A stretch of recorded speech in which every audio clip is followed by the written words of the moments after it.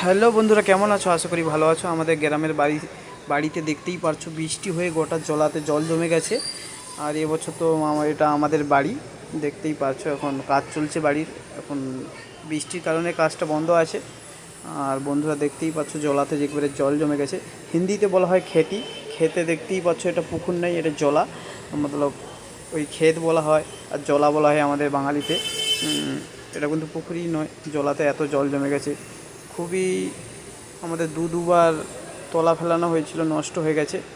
আর আমাদের এটা দোকান, মার্কেটের দোকান আছে, বাড়ির সামনে একটা ছোটো মতো দোকান করা হয়েছে। দেখতেই পাচ্ছ বন্ধুরা, ভিডিওটা কেমন লাগে বলবে।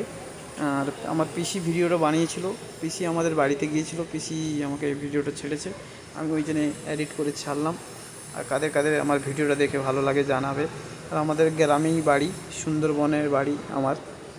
দেখতেই পাচ্ছ গ্রামে কি হয়। এবছর চাষি যে চাষ করবে কীভাবে এই বৃষ্টিতে,